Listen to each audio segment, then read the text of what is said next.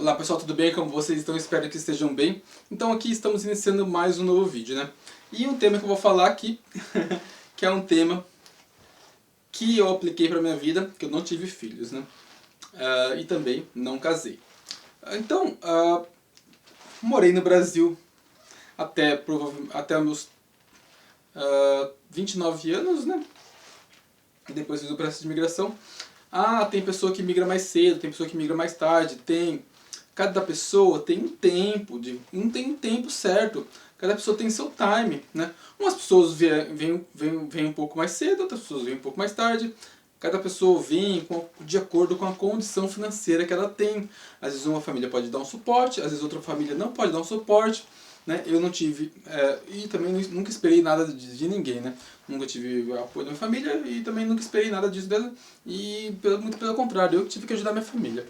Né? Mas de qualquer forma, você deve traçar, avaliar, né, o melhor caminho para você. Né?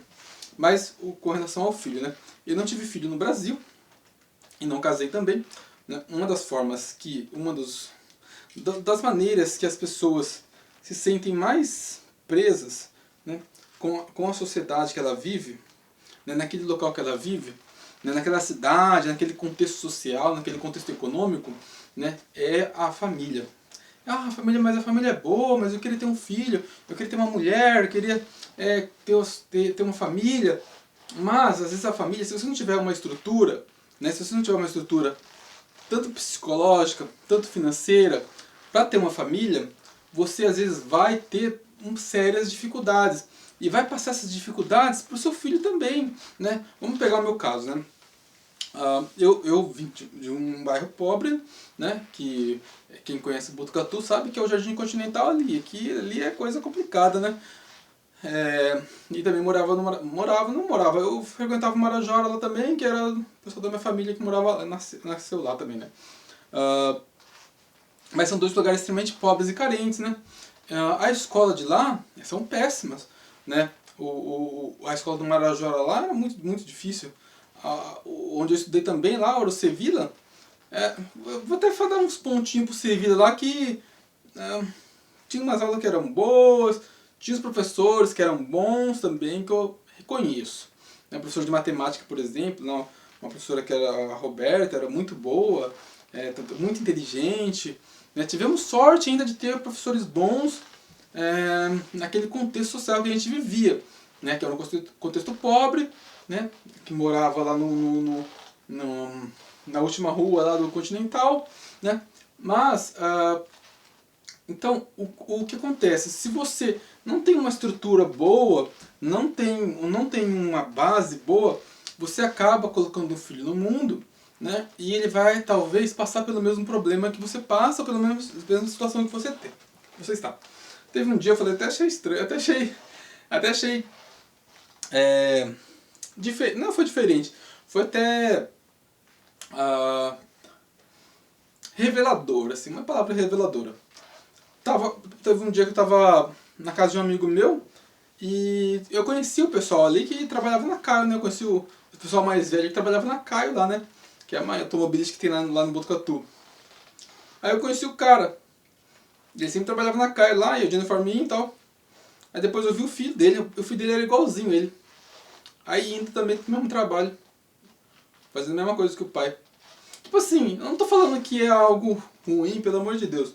Né? Mas às vezes o pai já não teve uma condição tão boa assim. E quem trabalha lá, principalmente na produção, sabe que é um trabalho sofrido. Você não tem um reconhecimento, é um trabalho difícil. A indústria no Brasil está de mal a pior.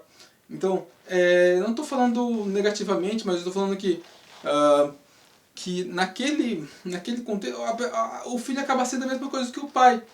Não estou desmerecendo que o pai trabalha lá, nada disso. Mas a vida é difícil. Você acha que a vida é fácil ser um operador numa fábrica, numa siderúrgica? E outra, lá é 40 graus às vezes. Trabalha lá em uma fábrica, um chão de fábrica aí 40 graus aí na sua cabeça todo dia, 20 anos, 30 anos, você deteriora sua mente, você fica uma pessoa com alguns problemas.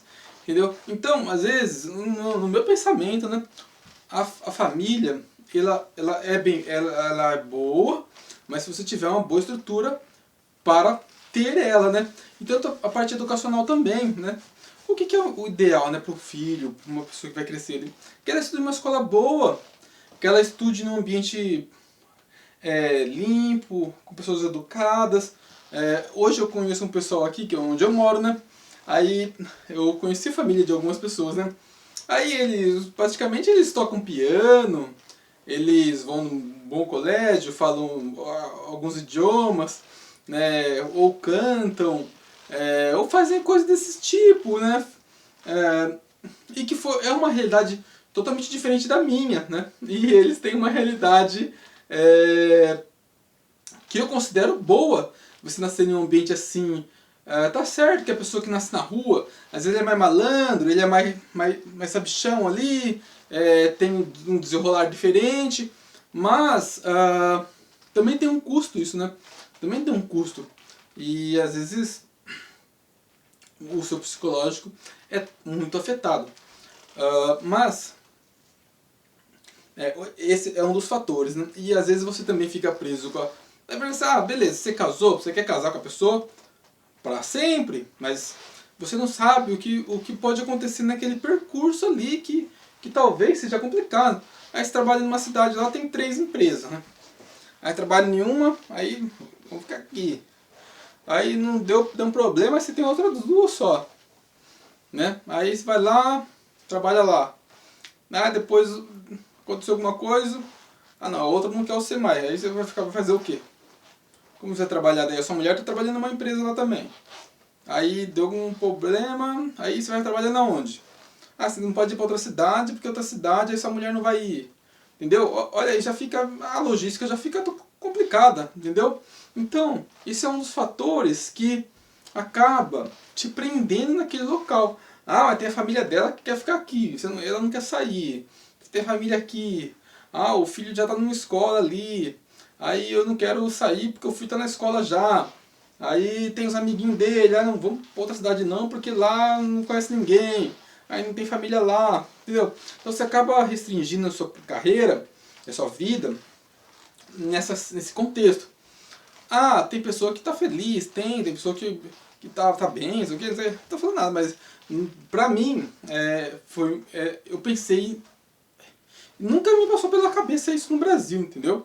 Tanto do contexto social, do país também, que já foi se afundando aí a partir de 2014, 15 aí, e só tá ladeira abaixo, né? Então, e os relacionamentos também mudaram muito, né? Hoje é muito líquido, né? Aí com Instagram, com Facebook, com YouTube, essas coisas. Não vou nem comentar muito sobre essas coisas, porque é um tema meio nebuloso, né? Aí desse feminismo aí, mulher trabalhando, o que não acontecia no passado, o que aconteceu. Antigamente tinha um X número de vagas, né? Só que as mulheres entraram para o mercado de trabalho e continuaram os mesmos números de vagas. Isso aconteceu, diminuiu o salário de todo mundo porque se tinha o dobro de pessoas trabalhando, entendeu? Aí o homem que seria o provedor da casa passou a ganhar menos, tendo que precisar da ajuda da mulher para trabalhar também. A mulher não estava cuidando da casa, que é um trabalho totalmente digno e honroso, né? Mas aí, vai trabalhar, aí tem que ajudar o marido agora. Mas os dois têm que trabalhar, se estressando, passando nervo, passando problema, com o chefe, com um monte de encheção de saco, aí cuidar do filho. Aí aconteceu com a minha mãe lá, né? Que o pessoal escravizou minha mãe lá, 2 trabalhadores de uma empresa de Botucatu lá, escravizou minha mãe para cuidar das filhas dele, né? Pagando R$ 400 por mês. Aí acontece esse tipo de coisa, não tem condição, né? Tem que buscar meios alternativos para poder cuidar de uma criança que não teve nada a ver com a história, que nasceu lá e não tem nada a ver com a história. Mas, então, esses são alguns dos fatores, né? Porque eu não tive filho e saí do Brasil, né? foquei na minha carreira, foquei nos meus estudos, e você deve fazer isso também, né? Às vezes você vem do mesmo contexto social que eu vim, e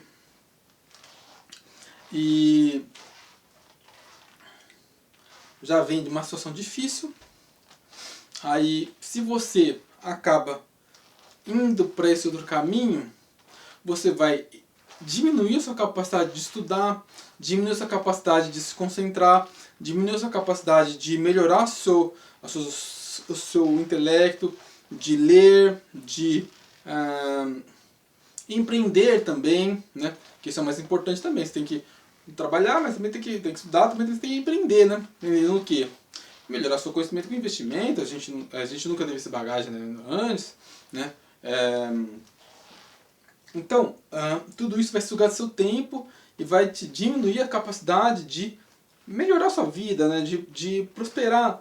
Então, você tem que tomar muito cuidado, né? Para não deixar isso sugar o seu tempo, né? Porque o seu tempo é a sua coisa mais preciosa. Vamos pegar aqui o meu caso, né? Quando eu estava lá no Brasil ainda, eu morava no Sul, e esse tempo aí eu comecei a desenvolver mais as minhas habilidades no idioma, né? No inglês. Né? Por volta de 2019 ali eu comecei a estudar mais, eu conheci algumas pessoas, comecei a conversar mais. Né? E com o tempo fui melhorando, fui fazendo reuniões, né? E chamava as pessoas no LinkedIn ali para conversar, fazendo meus reuniões em inglês também. Só que ele já foi melhorando a minha habilidade do inglês. E também, com o tempo, eu comecei a ter aí, na verdade, sim, aí eu mudei para Portugal. Portugal, fiz uma entrevista para ser gerente de projetos na Amazon, em Luxemburgo. E era para comandar aproximadamente 150 pessoas. E só que eu não passei porque o cara falou, seu inglês não está no nível bom. Só que acontece, eu levei isso como um aprendizado, né? Falei, bom, não está no bom, vou melhorar. Aí eu contratei uma professora, que era uma amiga minha, que eu já conhecia ela desde lá de 2019. Aí eu contratei ela, já falava com ela em inglês, só escrevendo, conversando também, mandando um áudio. Só que daí eu fui lá e melhorei, né? Falei, mas como que eu melhorei? Eu tive tempo, né? Eu tive tempo para concentrar e canalizar minhas energias para melhorar o meu inglês, para melhorar o que está aqui na minha cabeça, né?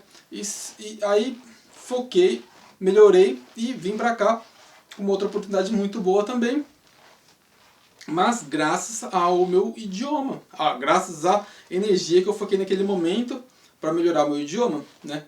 Então, se eu tivesse filho, por exemplo, talvez nem do Brasil conseguiria sair, né? Porque você já está preso ali na história que eu já falei, né? Então, isso é uma vantagem. Se você não tem, é uma vantagem para você competitivo, porque você vai poder focar muito mais em pontos que você precisa melhorar, em situações que você precisa melhorar. Ou talvez está numa empresa, ou até nem como é feito isso no Brasil, né? As empresas que tá fugindo, empresa que no Brasil já é bem estruturada, né? Já tem um setor financeiro, já tem um setor de compras, custo, um setor de RH, um setor de engenharia, um setor de fabricação. Essas empresas que já tem os caras bons de gestão, já estão tudo quebrando.